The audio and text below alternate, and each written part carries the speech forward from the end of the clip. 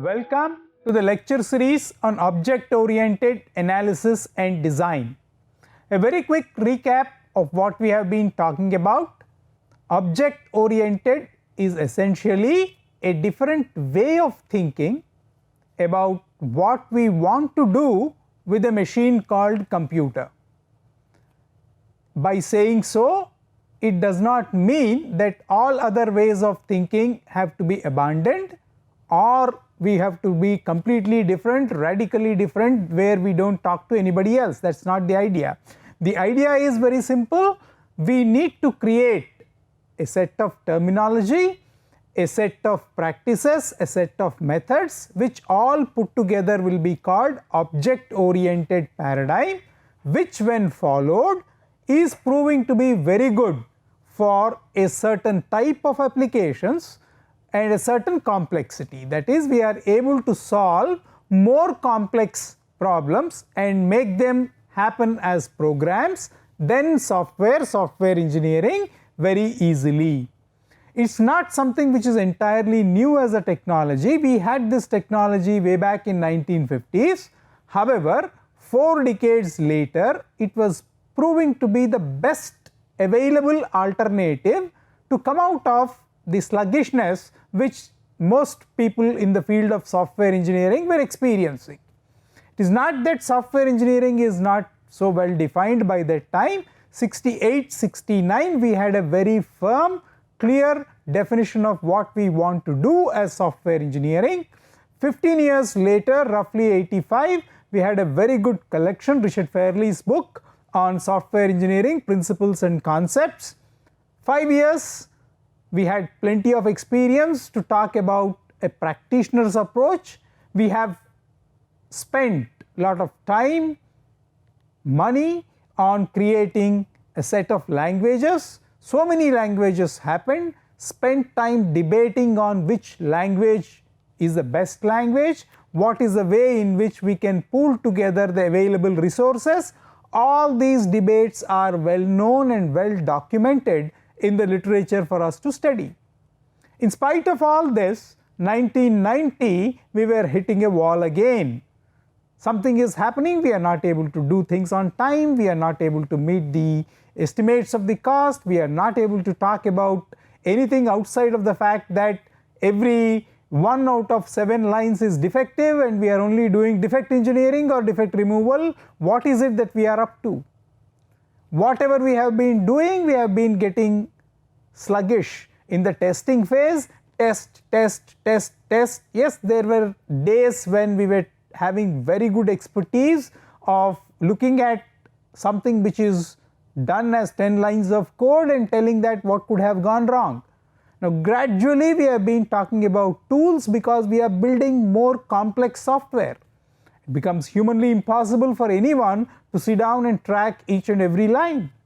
The size of the code, the sheer size of the code has increased, the sheer size of the requirements has increased. It is not that the size is daunting, but what is the concern here is that we are not able to put adequate things together to get a clear picture as to find out what it is. So some kind of tooling, some kind of tool dependency happened. Invariably by 1990s, the way we have been developing software engineering, not because we didn't have a good definition, not because we didn't have good principles and concepts, maybe we lacked great design concepts is what we thought, because eventually we are sliding very fast into a phase called testing phase and getting ourselves locked in the testing phase because there is no end to that testing phase. Or whatever you do as testing is barely doing 33% of the code as tested and it can be used. So which simply means that we need to look at some earlier phases, the design phase, and we didn't really have many ideas in the design phase per se. Even though we have been talking about practitioner's approach, we have given ourselves the luxury of swinging among the phases, making sure that the phases have different teams, different language, different notation, all of that we are able to manage.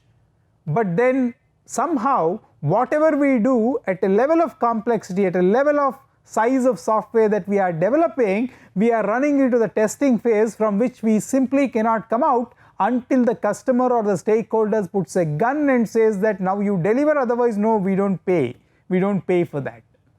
One of the reasons why we started understanding, introspecting what exactly would have happened earlier, why are we getting stuck? Whatever we do, we are getting stuck in this phase called testing phase, the way of developing software. So as we keep talking about it, the business requirements are the same.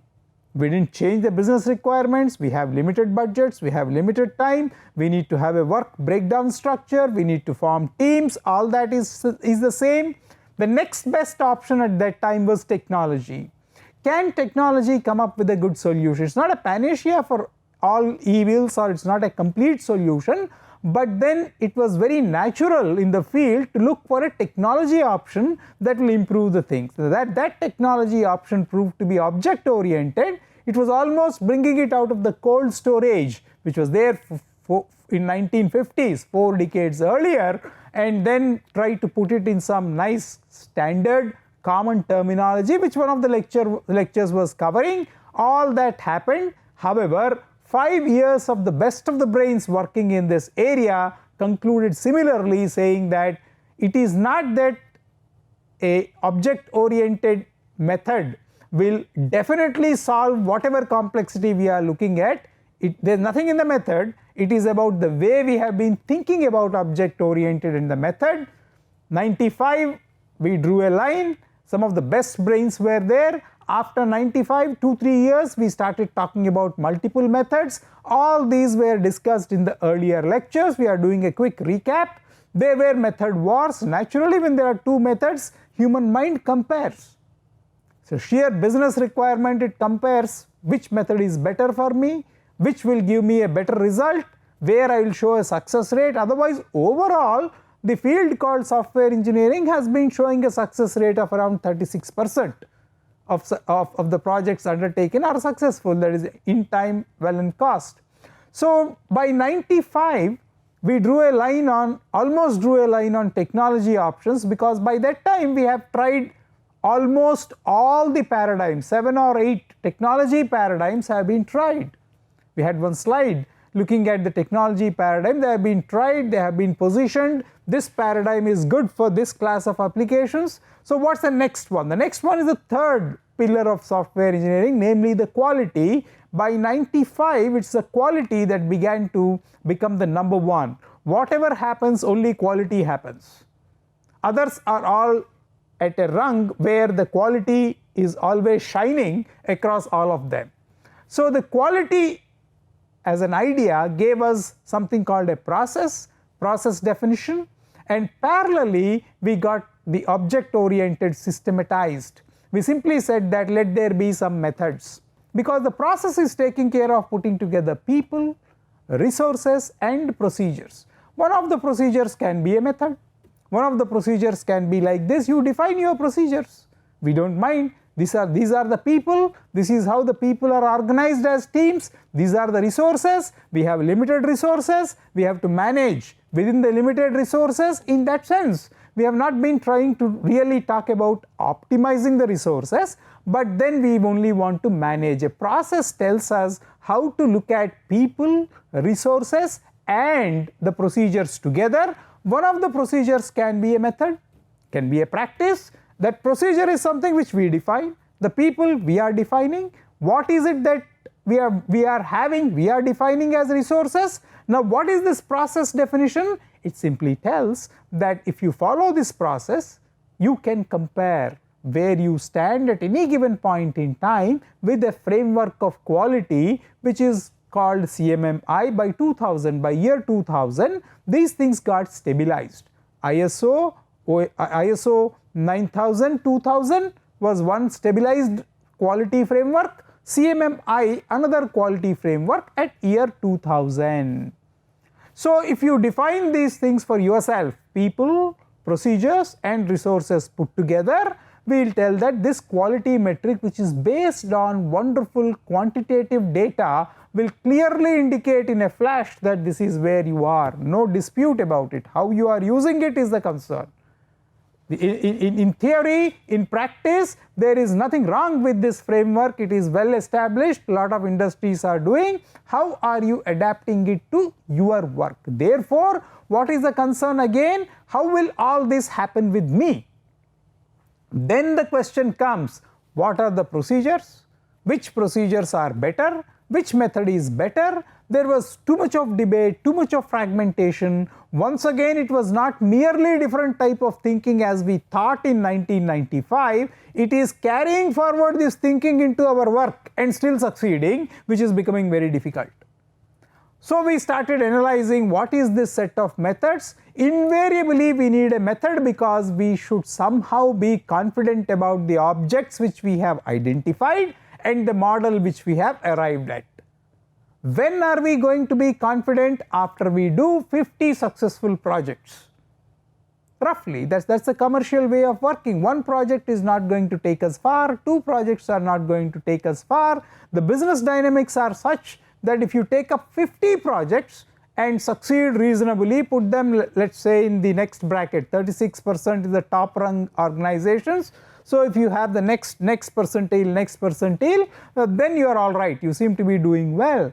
After doing 50 projects, that is the time when you can say that whatever we have been doing as procedures is working well. Well, if you are not so conscious about the business requirements, you can run more procedures for a longer time, but there is no luxury like that.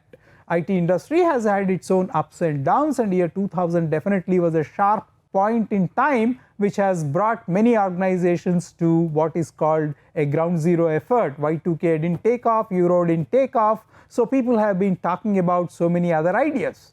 Roughly around that time, we started talking about putting paid to all different methods, talk about what object management group has come up with, a unified modeling language. What is this unified modeling language going to do for us? Visualizing and documenting analysis and design effort. Analysis is something which is top down.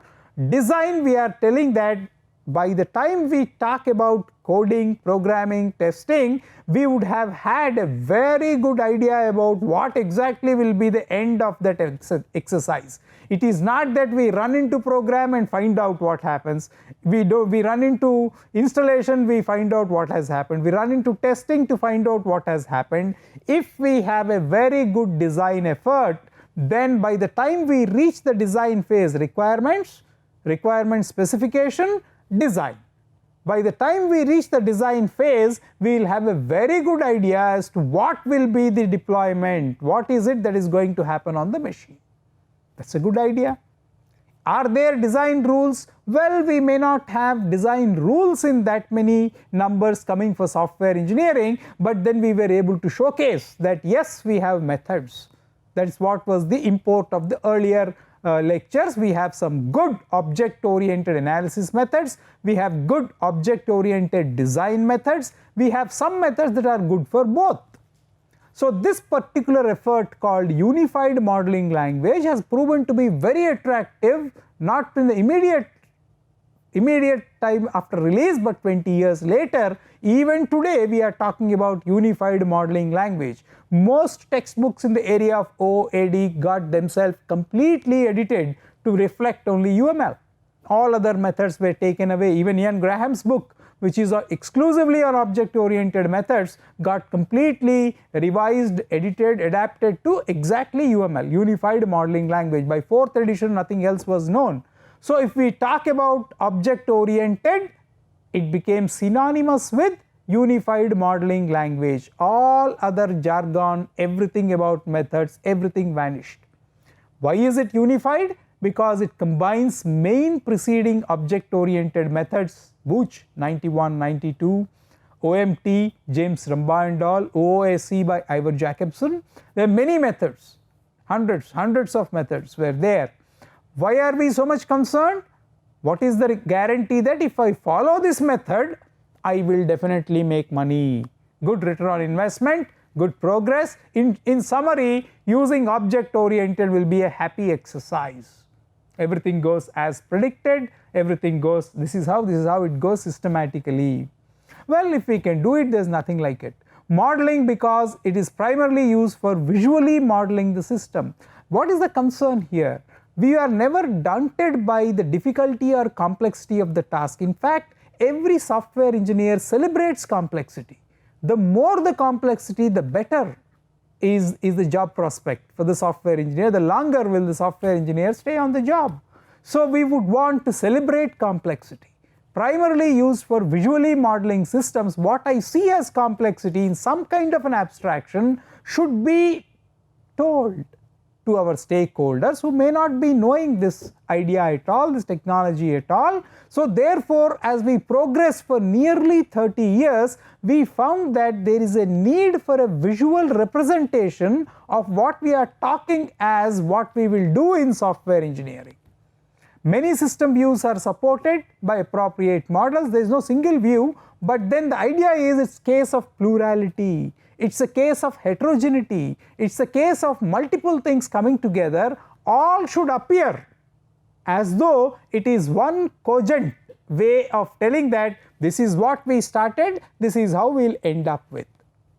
Multiple alternatives, multiple views, change is always there. Software forever is known for the phenomenal capacity to incorporate change. Change is something on which we thrive in software engineering, unlike any other engineering disciplines. Again, we are not drawing a level because we need to understand there is a different discipline. Software engineering is a different discipline. The notion of engineering comes because amidst many possibilities, amidst probabilities happening as we progress, we know how to draw a line. We know that art of compromise which has very little dialogue with materials. That's the difference. All other engineering disciplines survive, thrive, make merry of a phenomenal dialogue with materials. We don't have that kind of a luxury or that kind of a possibility. Language because it offers a syntax through which to express modeled knowledge. So this is what was very, very elegant in the way the unified modeling language came about. It is not same as saying that it is everything for everybody or nothing for nobody or everybody. It is just the fact that the most pragmatic way of telling that this is what we are starting, this is how we will end up. By the time we touch the design phase, even if it is a high level design phase, it is definitely feasible, definitely possible that a few team members can cross check and say that this is what we are going to end with. That is a plus of object oriented analysis and design. UML has a very good ancestry. It didn't happen out of the blue, it didn't happen in space, it has evolved from Booch method 91, 93, OMT and other methods. We go to what is called simple ways of talking about the number of UML diagrams we looked at. There are variants possible, but variants are the responsibility of the people who are managing the variants. UML has nothing against it. You are going ahead, this is UML, and then you can go ahead and have variants, but where is the responsibility happening? It's for those who are doing the variants. Once again, we go back to the same problem. The copybook idea is good, but then it's happening somewhere. How is it happening with your problem, with your program, with your software, within your organization, with your teams? That remains a puzzle. More so because we revel in abstractions. We see the tangibles much later, and we are most of the times context free. That's the concern that we have been having. The UML has a standard notation guide. UML has semantics, object constrained language specification. We do work with constraints. Every object has constraints. Whatever constraint, it operates under certain constraints. We allow that in the language. UML extension for object reprocess for software engineering, UML extension for business modeling, all of them. Object tree is something like an aggregation component factory. We have always been impressed with the kind of a progress which the hardware market, driven by the electronics, was happening. So many integrated chips. You talk about a functionality, very likely that you will find an integrated chip which is available. All that you have to do is to put it together and then go ahead. Object tree is a good idea, but then UML natively doesn't support that kind of a focus on on reusability or components or aggregation. It is talking about everything about object oriented but not a specific focus. UML extension will give you object tree as a process which is completely geared to spot, to tell you that this is the kind of a reuse that is possible. Software engineering requires certain extensions. Software engineering copybook is expected to solve all business world ideas, but then unless you add the business model, it is not going to be pragmatic. To some extent, between 85 to 90, we have honed what are called practitioner skills, which have done the job of adapting what was nice copybook idea into the practical way of developing software. UML defined UML extensions, we will have user defined UML extensions, so we can also have our stakeholders telling that we want to do something else. But what is the guarantee that all this is still taking us to a good return on investment, always delivering things on time within the estimated budget, but more importantly, what is it that we are talking about? Quality, and only quality happens in software industry. That's the watch line, that's the tagline that we are talking about. Only quality happens in software industry wherever you go, and therefore we talk about the framework, we talk about the dashboard. So into this we have this much of flexibility, and if all this is done well, we have been telling that a very good range of applications benefit from this kind of an approach. And when we talked about so many applications earlier on, we saw that many more will come. We talked about style guides, they are all available, notation is there, style guidelines. When we are drawing the diagram, there is a standard notation. One of the lectures I did mention, this is a fact of life. Whenever we are writing up, whenever we are talking about documentation, we talk about style guides. For many of these exercises in research paper writing, it's the APA, American Psychological Association, they have a style guide. In many of the pieces of other documentations that we do, Chicago Style Manual was very famous, I think that's still being used. Once we talked about software, the Microsoft Style Guide is very, very popular. UML has its own style guide. Wherever you go on earth, you will see this UML, this is the same UML style guide. It's easy to people, easy for people to read, easy for us to understand, it's the same. Even though you can draw a box in many ways, this way of drawing the box is strongly advocated by UML. So wherever you see this UML and this box, it reads exactly one. We cannot have the same old concern which we had in natural language processing, that's ambiguity. It should be clear, one line, one semantic, one line, one idea. That's how we build better programs most of the time, but that's difficult. Teaching that grade of computing is very, very difficult. After that comes coding, programming, every other things. Computing is slightly better start. The UML extension documents we have been talking about, object constraint language, it used for expressing type, pure, side effect free constraints and expressions. It's necessary, we should tell that this object is there, but then it has constraints. This mouse is there only in EM square RC, in the place where it is being used. It is defined only here. So if something happens to it, we know where it is. The principles of modeling, things of UML, structural things, behavioral things, it is just that simple. We are not talking about too many ideas coming together, but the sheer simplicity which was difficult to understand is a reason for the success. 2 decades UML is talked about, being used, and people curse also at times, saying that for writing 10 lines of code also I have to do so much of work. People have been cursing, people have been fighting, people have been saying that is there something better than this? But still it has withstood. There will be better methods that will come, but by far unified modeling language seems to be doing exceedingly well, and these are the 9 kinds of diagrams. It gives the structure and the behavior, just 9 diagrams to remember, and only this many things, 7 structural things, 2 behavioral things, 1 grouping things, 1 annotational things. How many are there now? 11. 11 things are there in UML and 9 diagrams, that's all. Just 9 diagrams and 11 things. Please think of the permutations and combinations in the context of a given work in software engineering that you are doing. then it becomes very simple. All people talk the same exercise. It becomes quite cumbersome unless there is a serious business incentive to do all this also.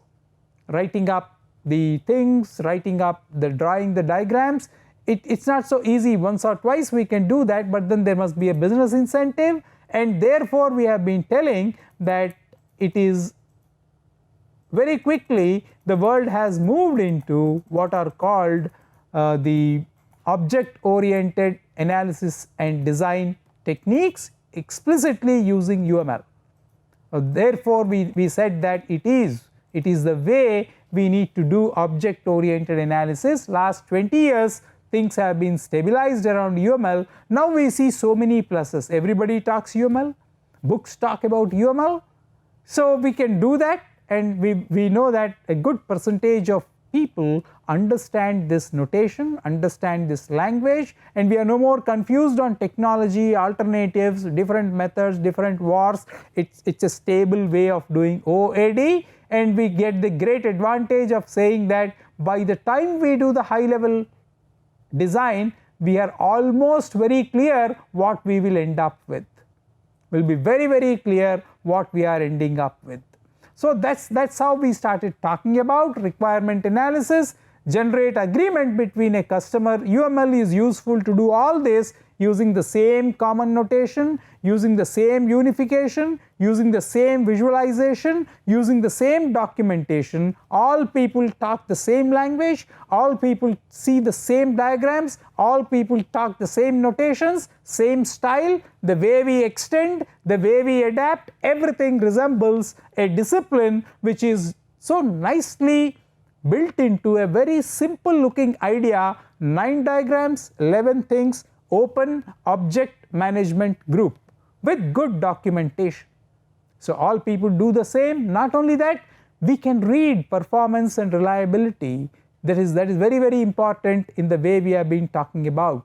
Use cases are there, requirements are there. Requirement analysis phase became so immensely nice. We are not quarreling. Multiple stakeholders, multiple domains of expertise, different domains are involved, different stakeholders, different contexts, different languages, different ways of looking at it, multiple views. There is no more so much of friction that has halted many projects. As a matter of fact, if it is anything more than 1 million lines of code, people were very wary, saying that no, we may not want to start this project at all, because if the size estimate, initial size estimate is that kind of a LOC, it's very likely to bomb miserably. Past experience has said that some kind of a number, I am just giving you an indicative number, something like 10 million lines of code, it becomes a very big bother. Straight away we can tell, if you are estimating that so many lines of code has to be built, it's a bother, it's a huge concern. We may not complete the project, we will waste more time and money, precious money, resources, everything will be over. So therefore, not to be pessimistic, but then the fact remains that those were the projects that were extremely challenging. We were not even able to start. Now what is the context? We have code bases that have 50 million lines of code. It is doing this. If you can connect it to another code base which is 20 million lines of code, yes, effectively we are seeing 70 million lines of code. How is this possible? We do it using an object oriented method. If you can convert it into a package, put them together, we celebrate that complexity again. Size, technical requirements, technical environments, integration with legacy systems, all of them mean a lot. Generates models of the problem domain, classes, objects, interactions that model the real world entities. Once again, we have been talking about a distinction between what we said real world entity and a tangible entity. Most of the times we tend to teach object oriented, tend to perceive objects based on what is called tangible objects. It is there, it's a physical object. What we are talking about is a model for real world, that is, we encountered this. We encountered the requirement for such a kind of a class in the way we have been developing our software. There is realism associated, it is not a figment of imagination, it is there. Should consider not how to do but what to do. Some typical activities are domain knowledge is required, the definition of the system functions. So what we have been talking about is, after the distilled wisdom that has accrued in the field of software engineering over the last 3 decades plus, it is now becoming imperative to understand that multiple domains is a fact of life. Multiple domain experts are involved in the higher phases. We are talking about OAD, multiple domains will come. It is interdisciplinarity, multidisciplinarity. We can distinguish between these terms later at some other point, but then interdisciplinarity is the watchword. We need to work with multiple stakeholders, multiple backgrounds, many things, so many views. So how much of domain knowledge, which domain knowledge, how many domains? Difficult question to answer. There was a point in time when it was considered that a good engineer is an engineer in 2 different disciplines, then they get good engineering skill. For quite some time such myths were also existing, which I am aware of. It was there when I was quite young, but then by the time I got into engineering, it was streamlined, saying that one engineering discipline is enough and it is better to push more towards postgraduate. So these are all opinions, distilled wisdom at that particular point in time. So the domain knowledge is necessary, how much is a question. So over the years, plenty of experts all over the world have been trying to address this concern. Software engineering, is there a specified body or domain knowledge? Well, it is happening, it is evolving. The definition of the system function should be made with use cases if a formal requirement analysis has not been done. We have one more lecture session sometime later in this series where we talk about use case driven. We have been talking about test driven development, model based development. These are the 2 dominant ideas. The third one is use case driven. There are 3 well thought of, most promising ways of developing software. Instead of simply talking about the life cycle, the process and everything, the things that we have been talking about, what should be the driver? So the first driver, the fourth one also which is there, which is usually called user centered, but it is user driven development. There are like that 4 ways: test driven development, user centered or user driven development, model based, and then we talked about, we are now talking about what is called the way in which we look at it. We say it is use case driven development. Static relationship between classes are modeled, behavior and collaboration. So what we found is that all of us are nicely influenced by the unified modeling language, where we are seamlessly communicating across domains, across disciplines, across stakeholders. At the end of the day, we are finding it easy to put our ideas together. Multiple views, but it does not mean homogeneity, but then it is a way of handling heterogeneity.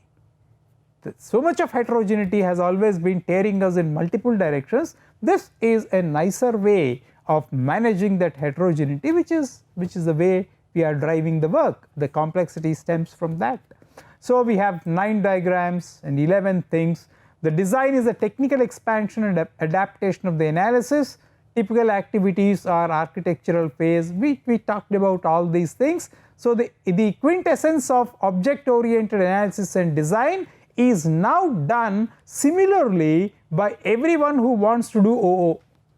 There is no discrepancy, notation is the same, the language is the same, everything is the same, and it withstood 20 years. The actual writing of the code, now we do not even have to talk about implementation, because it is just do OOAD, and if you are very confident that this is what you are going to end up with, simply choose a language, press a button, the code will come. All that automatic code generation, all that testing, all that implementation is done automatically. It is all there, use case diagrams are there to verify, deployment, plenty of tools. That is the subject matter of the next lecture. We will pick up in the next lecture from this. There are plenty of tools. It becomes a bit of a rigmarole in summary, that we talk about 9 diagrams, so many disciplines, so many domains, so many domain experts, so many stakeholders, so many rules, so many constraints, so much of need for expansion. No, this is not going to help us. We need to have something else. We need to define something else. The user also talks about extensions. The experts also talk. Software engineering people have come up with a different way, object-oriented software engineering. So of all these, we found that it is good that we come across such ideas called unified modeling language, which make us come to the same page whenever we think we should. We are diverging, we should come back. This is a wonderful idea to converge again. Over a long drawn exercise of software development, all of us can come across the same table and converge. This is a good tool. We start with standard notations. A good idea to work with. Thank you.